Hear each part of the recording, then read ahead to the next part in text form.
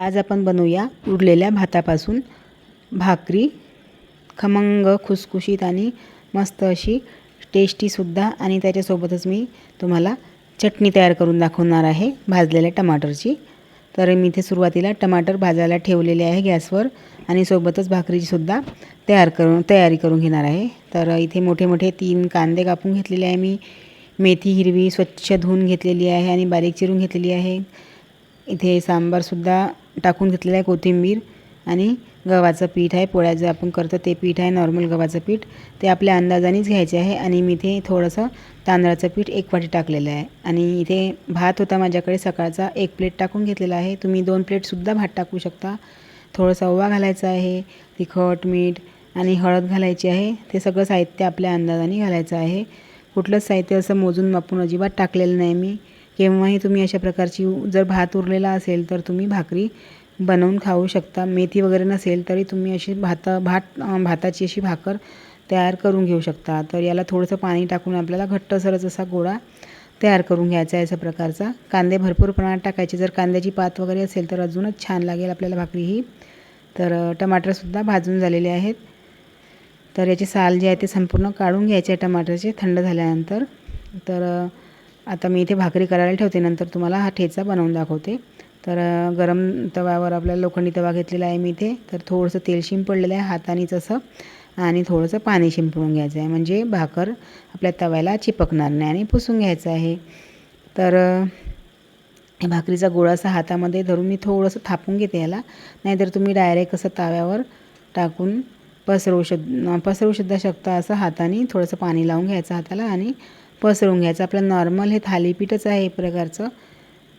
खूप छान लागते, टेस्ट लागते. आणि भात जर उरलेला असेल तर अशा प्रकारचा तुम्ही इथे वापर करू शकता. तुम्ही याचा थालीपीठ तयार करून किंवा अजून दुसरे पदार्थसुद्धा करू शकता. पण भात हा सगळ्यात चांगला उत्तम सोपा पदार्थ आहे आणि झटपटसुद्धा होतो, जास्त वेळसुद्धा लागत नाही. तर पसरवून घेतलेलं आहे, थोडंसं तेल टाकून घेतलं आणि 1 मिनिट फक्त 1 मिनिट अर्धा मिनिट होऊ दिलेलं आहे मी. आणि एका बाजूने आता पलटवून घ्यायचं आहे याला. बघा कांदे मस्त दिसून राहिले असे टवटवीत. आणि दुसऱ्या बाजूनसुद्धा खमंग असे परतून घ्यायचे आहे. तुम्ही तेल आपल्या आवडीनुसार कमीसुद्धा टाकू शकता किंवा जास्तसुद्धा टाकू शकता. तर तोपर्यंत आता भाकर होत आहे कमी गॅसवर थालीपीठ, तोपर्यंत आपण इथे लसूण आणि हिरवी मिरची भाजून घेऊया. एक छोटीशी लोखंडी कढई घेतली आणि त्याच्यामध्ये थोडंसं तेल घालून मिरची आणि लसूण भाजून घेतलेलं आहे. टमाटर तर भाजलेलेच आहेत आणि थोडंसं जिरा घालायचा आहे. तर मिरची आणि लसूण टाकल्यामुळे अशी चटणी खमंग लागते, चवदार लागते. तर तुम्हीसुद्धा नक्की एकदा करून बघा, अशा प्रकारची चटणी मस्तच लागते. आणि आता हे सगळं साहित्य मिक्सरला बारीक करून घ्यायचं आहे. आता टमाटर चांगले असे शिजत नाही आतपर्यंत गॅसवर, म्हणून मी कापून घेतलेले आहे. कोळशाच्या शेगडीवर छान असे शिजतात. तर आता मीठ टाकून इथे बारीक करून घ्या ते संपूर्ण साहित्य. पाणी वगैरे अजिबात टाकायचं नाही. आणि आता त्याच कढईमध्ये थोडंसं पुन्हा तेल टाकून घेतलेले आहे. जिरा मोहरीचा तडका लावून घ्यायचा आहे. आणि ही संपूर्ण चटणी जी आहे मिक्सरला वाटलेली ती संपूर्ण इथे तडका लावून घ्यायचा आहे याला, म्हणजे टाकून घ्यायची आहे.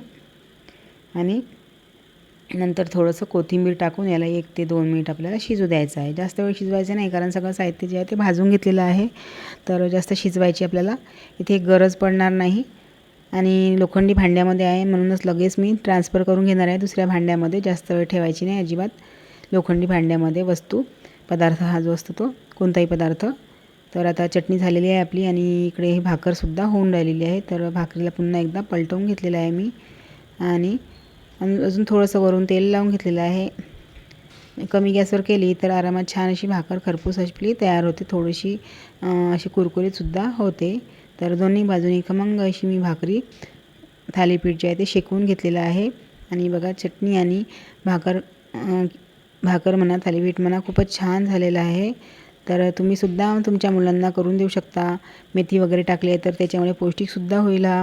आणि आवडीने खातात अशा प्रकारची भाकर थालीपीठ म्हणा मुले, आणि डब्यालासुद्धा देऊ शकता तुम्ही. तर बघा किती सुंदर असं कॉम्बिनेशन झालेलं आहे. मस्त असं हिरव्या कंच असं दिसत आहे मेथी वगैरे. तर तुम्हीसुद्धा करून बघा आणि कमेंट्समध्ये नक्की सांगा. जर व्हिडिओ आवडत असेल माझे तर व्हिडिओला 1 लाईक नक्की करा, छान छान कमेंट्स करा आणि सबस्क्राईब करायला विसरू नका. पुन्हा भेटूया एका नवीन छानशा रेसिपीमध्ये. तोपर्यंत धन्यवाद.